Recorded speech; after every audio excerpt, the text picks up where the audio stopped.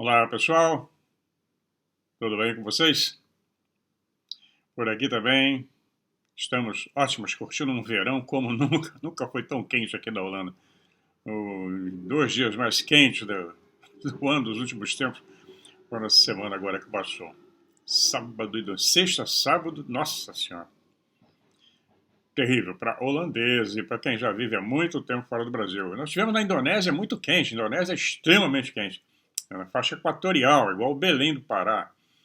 Mas acontece que na Indonésia venta sem parar o tempo todo. Tem sempre aquela brisa, o que ameniza. E aqui não, aqui fica uma bolha de calor, igual acontece no Rio de Janeiro também no verão. Fica aquela bolha, não tem uma nuvem no céu e aquele sol de rachar. E abafado. Mas é isso aí, o clima. Então vamos falar sobre isso. Tem muita coisa do clima que é usada politicamente, mas que está acontecendo alguma coisa, sim. Está. Está acontecendo, sim. E isso é sazonal, isso acontece ciclicamente. Não tem nada a ver com o pum da vaca, nem com o xixi da vaca. Esse é o uso político da coisa. Né? As pequenas fazendas que estão sendo fechadas pelo mundo inteiro, na marra. Aqui eles conseguiram, os fazendeiros, graças aos deuses e deusas, conseguiram ganhar a parada, por enquanto. A França está tentando isso, na Alemanha, nos Estados Unidos. O pão da vaca, as fazendas, comer ovos, etc. E essa elite que domina o mundo, essa mesma elite que falou sobre a Agenda 2030, que está tão fascinada, obcecada com isso, eu vou dar uma explicação para vocês agora sobre isso, acredite se quiser. Se quiser expandir a pesquisa, pode expandir. Eu vou citar as fontes. Isso já era falado desde o ano 2000. Há 24 anos atrás já se falava dessa agenda sem que tivesse sido publicado alguma coisa a respeito de Agenda 2030. Ninguém falava em Agenda 2030. Está falando agora, mas já houve uma menção lá atrás. Vamos saber por quê. Mas antes, deixa eu comentar. Eu já apresentei nos vídeos passados, eu não me lembro qual vídeo, porque agora são 268 vídeos, que eu falei sobre um jornalista americano, né? John Sutton, que publicou um discurso em 1875. Ele trabalhava para o jornal The Sun, depois ele trabalhou no New York Times, e ele estava deixando o jornal Sun em 1883, ele estava lançando o seu próprio jornal. E ele fez um discurso que ficou histórico, e é o discurso pelo qual ele é famoso até hoje. Isso foi em 1875. Ele disse o seguinte, abre aspas: não existe na América uma imprensa independente, a menos que estejas nas cidades do interior. Vocês todos são escravos. Você sabe disso, eu sei disso. Não há nenhum de vocês que se atreva a expressar uma opinião honesta. Isso aí ele falando para os jornalistas que estavam fazendo homenagem a ele. Se você expressasse isso, saberia de antemão que nunca seria impresso. Eu recebo $150 para manter opiniões honestas fora do jornal ao qual eu estou conectado. Era muito dinheiro na época. Outros de vocês recebem salários semelhantes para fazerem coisas semelhantes. Se eu permitisse que opiniões honestas fossem impressas em uma edição do meu jornal, eu seria como Otelo de Shakespeare, e antes das 24 horas, a minha ocupação acabaria. O homem que fosse tolo ao ponto de escrever opiniões honestas estaria na rua em busca de outro emprego. A tarefa de um jornalista de Nova York é distorcer a verdade, mentir abertamente, perverter, difamar, bajular, tudo isso aos pés de Mamon. Mamon é o deus do dinheiro. E vender o seu país, a sua raça, pelo pão de cada dia, ou pelo que se trata do mesmo, o seu salário. Você sabe disso, eu sei disso, que a tolice brindar a uma imprensa independente. Somos ferramentas, vassalos de homens ricos dos bastidores. Somos polichinelos. Eles puxam a corda e nós dançamos. Nosso tempo, nossos talentos, nossas vidas, nossas possibilidades são todas propriedades de outros homens. Somos prostitutas intelectuais. 1883. Pois é. Nada mudou. Quem acredita em grande imprensa? Aqui na Europa, no Brasil, nos Estados Unidos, eu já tive problemas sérios com jornalistas no Brasil. Não quero ver um por perto de mim. Ô raça maldita! E graças aos deuses, hoje nós temos a internet, a opinião descentralizada, como diz João Capsu, temos que está fazendo a diferença, que está colocando essa turma no verdadeiro lugar deles, de mentirosos, de lacaios e de canalhas. Vimos isso na tentativa de assassinato de Trump, Bolsonaro, e é dos dois lados. Porque a imprensa nunca foi livre. Nunca. Hoje, a liberdade na época sempre foi por baixo dos panos, com cartas, com bilhetes, subterrânea. Porque toda a mídia sempre foi controlada por magnatas, banqueiros, industriais, políticos. Isso há muito tempo.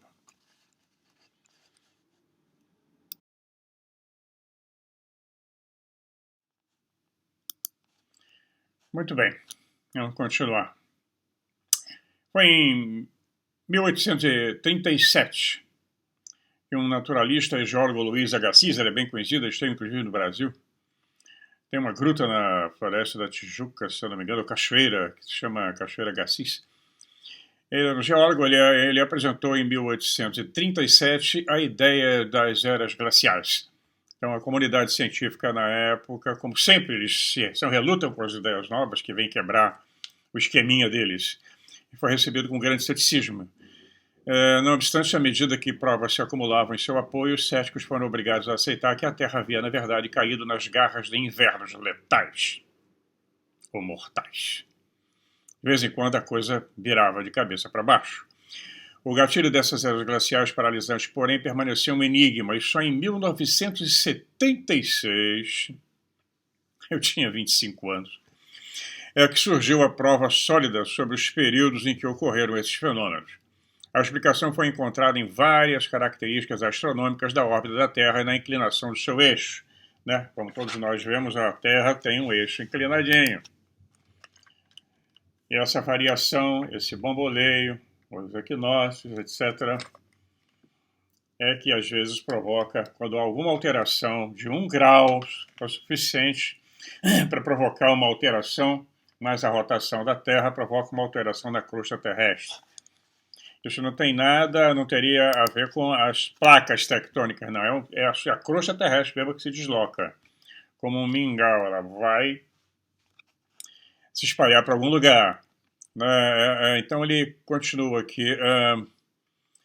Os fatores astronômicos, então, desempenharam um papel claramente importante no tocante à época em que aconteceram as eras glaciais. Mas isso aí é apenas a parte do problema, uma parte. E a importância também é a geografia da glaciação, como é que ela aconteceu. Então é nessa hora que a teoria do deslocamento da crosta terrestre desempenha um papel importante para a solução do mistério. Albert Einstein, também investigou e levou uma teoria. Ele disse que havia uma possibilidade de que o peso dos lençóis de gelo, que é muito, imagina essa crosta toda, a Antártida, por exemplo, é maior do que os Estados Unidos e parte do Canadá, maior que a Europa. Então ele investigou a possibilidade que o peso dos lençóis de gelo, que não são simétricos, eles são desiguais, distribuídos em torno dos polos, poderia causar tal deslocamento, uma variação de 1 grau que seja. Ele diz o seguinte: a rotação da Terra atua sobre essas massas assimetricamente depositadas e produz impulso centrífugo, que é transmitido à crosta rígida do planeta. Um aumento constante de impulso centrífugo produzido dessa maneira dará origem, então, quando atingir um certo ponto de saturação, um movimento da crosta terrestre sobre o corpo interno, sobre a parte interna da Terra, desliza, e sairá das regiões polares para as regiões do Equador. Elas vão, vou pegar o globinho aqui, elas vão se deslocar. A Antártida, bem aqui. Você não tem fotografia do espaço do Polo Norte nem do Polo Sul, você não vê. É muito raro. Então eles se deslocam, né? Essa massa toda se desloca. Por que a gente não encontra ruínas arqueológicas na Argentina e no Brasil? Tem nada. Só daqui para cima, nos Andes, vamos ter aqui em cima dos Andes, né? E nas regiões em torno do Equador, onde a coisa foi menos grave. O Brasil, uma boa parte do Brasil esteve congelada até o Paraná, mais ou menos, ali chegando em São Paulo. O resto era savana, e a região amazônica devia ser um grande lodaçal, o grande mar. Quando essa água recua, fica um aluvião onde surge a floresta amazônica. Por isso, o solo da floresta amazônica é muito frágil. Embaixo tem um areal. Por isso que o pessoal tem muito cuidado, que tem que ter muito cuidado com a Amazônia. É diferente das florestas equatoriais da Indonésia, de Bornéu, da Nova Guiné, que elas surgem em cima de cinzas vulcânicas, que são extremamente férteis, são gigantescas as árvores, a floresta é incrível, e ela tem uma capacidade de regeneração muito grande. O solo é fértil, o solo da Amazônia não. E isso não é teoria da conspiração. Bem, quando o Einstein escreveu isso foi em 1953, eu tinha 2 anos. Eu cito a idade ali, dá para vocês terem uma ideia de tempo. Então, em 1953, ele diz que as causas astronômicas das eras glaciares não eram bem compreendidas. Ele diz que quando a forma da órbita da Terra se desvia de um círculo perfeito mais de 1%, eu falei 1 grau, eu errei, desculpa, 1%, a influência gravitacional do Sol aumenta, e aí causa esse reboliço todo. Então ele diz que essa crosta de gelo, como acontece hoje na Antártida, ela muda de repente para latitudes mais quentes, né? Para quem não sabe, meridianos são essas linhas imaginárias, né? Meridiano de Greenwich é onde começa a contar o tempo, por uma questão de convenção, daqui na Europa. E latitudes é com referência ao Equador, que é a latitude 0, você tem as diversas latitudes, 0 e vai embora, 0, 30. A latitude 30, por exemplo, em torno do paralelo 30, é onde existe a maior concentração de cidades megalíticas, é onde surgiram as grandes civilizações. Por aí, né? Então, o gelo da Antártida se desloca mais para latitudes mais quentes. O Polo Norte acontece a mesma coisa, depois provoca um reboliço climático planetário. Quando há o recuo, uma boa parte do que existia ficou soterrado. E nós só vemos aquilo que sobrou, né? Então, continuando aqui com Einstein, só um minuto.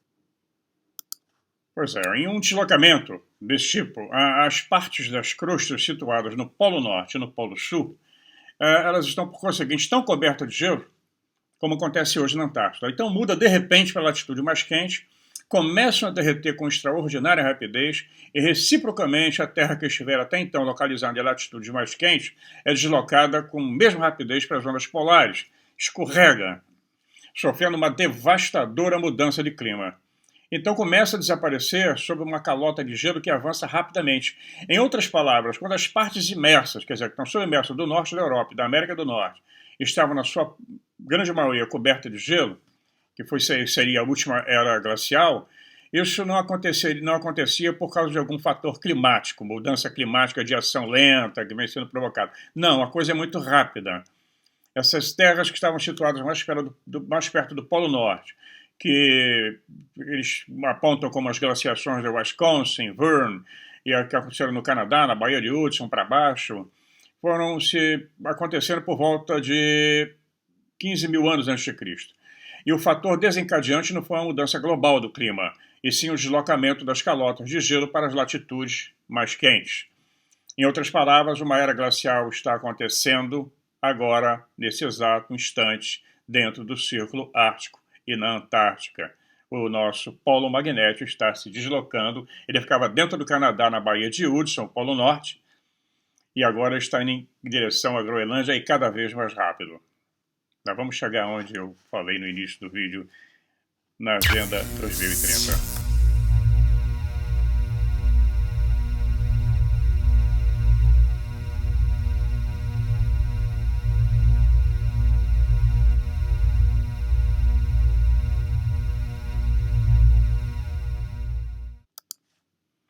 Então, nós temos aí um fenômeno geológico recorrente, cíclico, que é o deslocamento da crosta terrestre.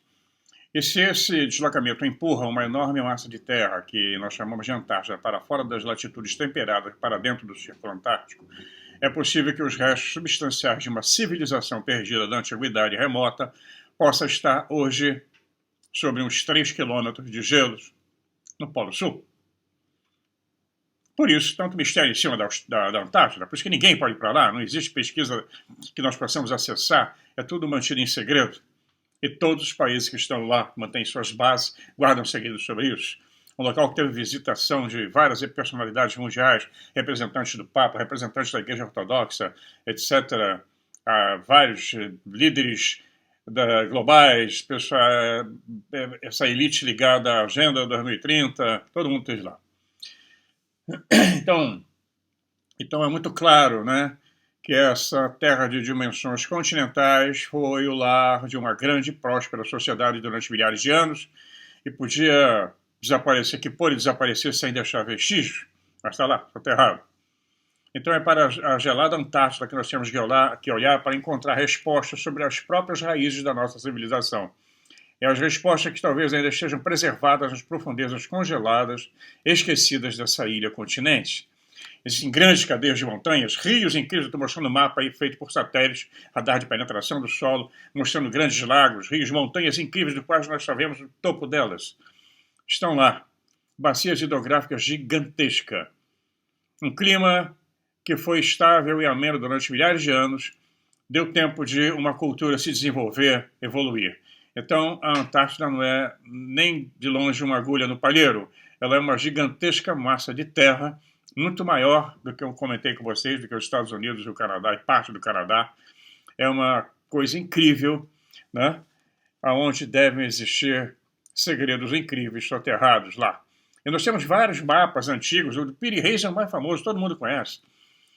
Foi um almirante turco, ele copiou esses mapas de alguma fonte muito mais antiga, mostrando a Antártida sem gelo, inclusive a costa da América do Sul, do Brasil, da Argentina, tá tudo ali bem detalhado, como se tivesse sido fotografado do espaço. Alguma nave do espaço fotografou essa aí num ponto. Na verdade, o mapa de Piri Reis ele é colocado em cima do Egito, do Cairo, com uma nave espacial fotografasse e pega toda essa região. Tem vários mapas, não é um só não. Não é só, e também não é só o Piri Reis. Isso aí dá uma outra live. Né? Então, a prova física de qualquer coisa está lá enterrada. Daí está explicado um dos grandes mistérios, e por que os alemães também ficaram tão interessados nesse continente gelado. Então, nós vamos falar agora sobre o Martelo e o Pêndulo. Foi um livro escrito em 1995, no Canadá, When the Sky Fell, quando o céu cai, pelos escritores Rose Flame-Att, Rand e Rose Flame-Att. Foi publicado pela Studart, no Canadá, em 1995. Ele fala sobre isso, ele usa a teoria do professor Charles Hapgood, que é outro também que escreveu vários livros sobre o assunto, foi perseguido pela academia, mas ele foi muito bem recebido, as ideias dele foram muito bem recebidas por Albert Einstein. Ele sugere um deslizamento completo da litosfera de cerca de 50 km de espessura do nosso planeta, né, e vai empurrando grandes regiões do hemisfério ocidental para o Equador e daí para o Círculo Ártico, vem tudo para baixo. E esse movimento não é considerado como tendo acontecido ao longo de um meridiano norte-sul, mas num curso rotativo. A coisa foi muito, muito mais louca. Planícies, até hoje nos Estados Unidos se vê em fotografias aéreas o que esse deslocamento provocou. E no Brasil deve ter sido uma limpa geral, né? Por isso é que não se encontra nada. Ficaram nas montanhas, protegidos pelos Andes, né? No Peru, até na Bolívia você encontra Tiahuanaco e outras ruínas, até um pouquinho ao sul do Peru, quando vai chegando no Chile, no sul do Chile, na Argentina, não tem mais nada. Vamos lá. No hemisfério sul, o modelo de Hapgood mostra que a massa de terra que hoje nós denominamos Antártida ficava situada em latitudes temperadas, mais para cima, e depois foi empurrada ali inteira, totalmente para o Círculo Antártico. O movimento geral é considerado como tendo ocorrido na região de 30 graus, aproximadamente. E esses efeitos aconteceram entre 14.500 a 12.500 anos antes de Cristo, que coincide muito com esse surgimento da civilização em todas as partes do mundo, né? Nos Andes, no Oriente Médio, lá na Ásia. E aconteceram choques secundários em escala planetária que continuaram em intervalos separados até cerca de 9.500 anos atrás. O Egito, a civilização egípcia começa ali em 6.000, mais ou menos. Então, todo esse deslocamento da crosta provocou o quê? Que uma grande civilização que tenha se desenvolvido na Antártida tenha ficado soterrada, completamente soterrada.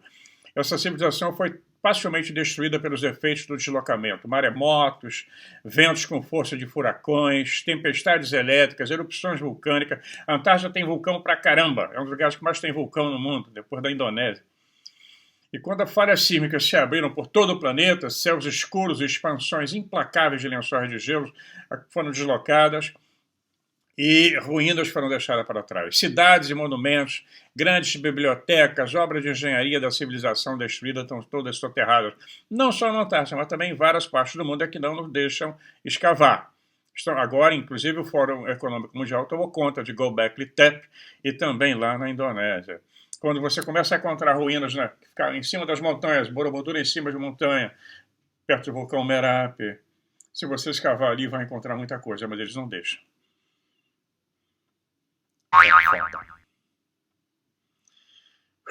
Pois é. Então, os sobreviventes, os poucos sobreviventes dessa civilização, ou da Antártida e de outras, conseguiram escapar, cruzar os oceanos em grandes embarcações. Vou falar dessas embarcações num próximo vídeo para vocês, como é que eles construíram esses barcos e como é que se deslocaram para regiões mais tranquilas e foram povoando ilhas do Pacífico. A própria Ilha da Páscoa é um sinal disso. Não tem como aqueles nativos que estavam lá esculpirem aquelas estátuas, e quando descobriram que algumas cabeças que estavam para fora do solo tinham mais 6 metros para baixo, se forem analisar os aluviões que tem ali, nós vamos chegar nessas datas de 12 mil anos. Aquilo depois ficou soterrado. Quando foram baixando, as águas foram baixando. Na Indonésia tem também desse tipo de estátuas incríveis, na ilha de Sulawesi. Numa próxima viagem que eu pretendo fazer ainda, eu quero ir na ilha de Sulawesi. Então, tudo isso está sepultado.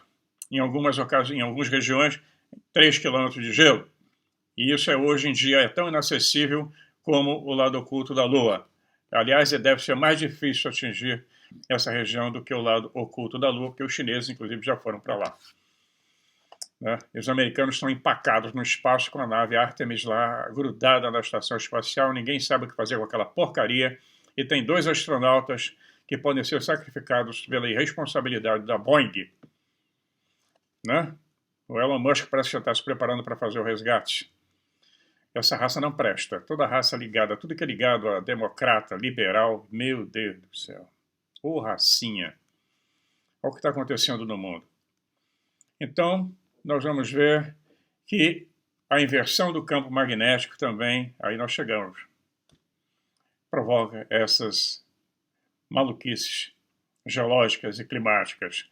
E como eu disse, comprovadamente o polo norte, o polo magnético está se deslocando. Tanto é que algumas pistas, quando eu ainda morava no Canadá, já tinham alterado sua orientação magnética. No Brasil também já aconteceu. Eles estão alterando porque o polo magnético está se deslocando e rápido. Mas ninguém chegou à conclusão o que causa isso. Na Universidade de Cambridge, um geólogo chamado S.K. Hultkorn publicou um artigo na Scientific American. Então, ele não é ufólogo nem teoria da conspiração. Ele é um geólogo que publicou na Scientific American. Ele apresentou um argumento pertinente. Ele diz o seguinte: parece não haver dúvida que o campo magnético da Terra está vinculado de alguma maneira à rotação do planeta. E esse fato leva a uma descoberta notável sobre a própria rotação.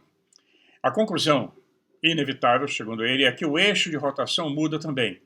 Em outras palavras, o planeta rola sobre si mesmo, mudando a localização dos polos geográficos.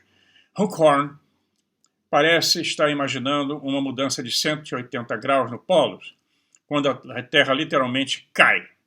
Embora interprete... Bom, isso teria consequências terríveis para a nossa civilização. Na verdade, para toda a vida existente no planeta. Seria uma catástrofe inimaginável e terrível. Ele pode estar enganado. Talvez as inversões do campo possam ocorrer na ausência de outras consequências, mas ele também pode ter razão. Esse artigo é mais um artigo publicado na revista Nature e New Scientist.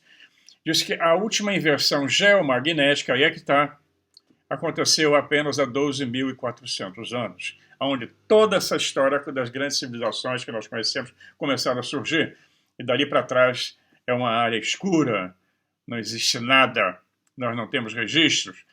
Então ele diz que durante um 10º milênio antes de Cristo aconteceu isso. E foi claro que o próprio milênio em que a antiga civilização de Tiahuanaco nos Andes parece ter sido destruída, né? Os templos da Ásia, no Oriente Médio. O mesmo milênio caracterizou-se pelos alinhamentos e projetos de construção de grandes monumentos astronômicos no Planalto de Gizé, no Egito, e pelos padrões de erosão da esfinge, que se calcula tem acontecido mais ou menos nessa época, 12.000 anos, não é? E, de igual maneira, foi nesse milênio que inúmeras espécies de grandes mamíferos em todo o mundo desapareceram, foram extintos, como os mamutes. Os ossos de mamute são encontrados amontoados na Rússia, em regiões da Rússia, na tundra canadense, impressionante, na Mongólia. É como se tivesse ossos de mamute jogados com lobo, com tudo misturado, árvores, é uma paçoca. E tem uma lista interminável, o vídeo ficaria muito longo. Nós tivemos elevações abruptas do nível do mar, tem cidades incríveis submersas na Indonésia. Foram submersas, ventos com forças de furacão e tempestades elétricas e perturbações vulcânicas. E aí é que está agora o final. Os cientistas calculam que a próxima inversão dos polos magnéticos da Terra vai ocorrer por volta do ano 2030. Bingo! Será isso o prenúncio de uma calamidade planetária? Depois de 12.500 de pêndulo? Estará o martelo novamente pronto para bater?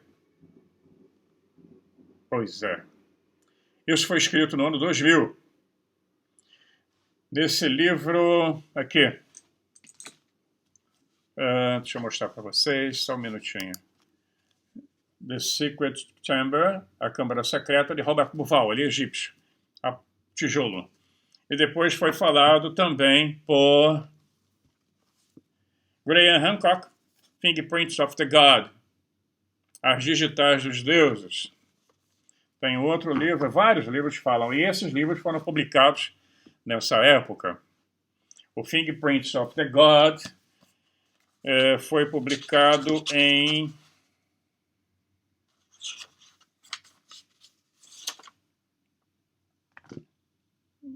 1988. Nessa época ninguém falava em Agenda 2030. De repente virou uma coqueluche dos globalistas, não é? Então, daí a resposta. O porquê 2030, por que não 2020, 2025, por que não 2035, 2040? Eles já sabem há muito tempo o que pode estar acontecendo. Pode ser que sim, pode ser que não. Fica com vocês agora aí. Lá vamos nós. Arrepiante. Aí. Pois é. E é isso aí, pessoal. Vamos encerrando por hoje para não ficar muito grande. Aliás, novidades, saíram os resultados dos meus exames. Eu não tenho nada. Pelo menos que seja mortal por enquanto, né? Colesterol, glicose, diabetes, tudo zero. Tranquilo. Pressão, urina, o rins funcionando, tudo certinho. Então, o que houve? É isso que eu vou fazer com mais um novo exame do sistema auditivo, para ver porque eu tive labirintite. Isso pode estar relacionado à minha idade, à genética. Mas uma médica que eu consultei agora essa semana, quarta-feira, depois da manhã, eu tenho mais um exame para saber o que está acontecendo com a minha audição. Pode ter sido a doença maldita, o Covidão. Ele ataca o RNA, ele ataca onde as pessoas têm fragilidades. Vai ali, o bichinho vai ali, é ali que ele atormenta. Então ele pega justamente nas regiões onde as pessoas têm debilidade. No meu caso, sempre tive problemas com esses ouvidos. Então, vamos ver. Mas ainda vou durar mais algum tempo? Não sei se até 2030. Mas vamos continuar ainda batendo um papo por aqui. Um abração meu e da Magdalena. E até o próximo vídeo. Se cuidem, porque o nosso planeta está dando cambalhota antes de virar de verdade. Se é que vai virar, nós não sabemos. Tudo isso que eu falei é especulação. Todo mundo tem razão. E ninguém tem razão. cada um que tire sua própria conclusão. Até rimou, tire sua própria conclusão. Tem muita coisa para pesquisar. Até lá, até o próximo vídeo. Fiquem na paz.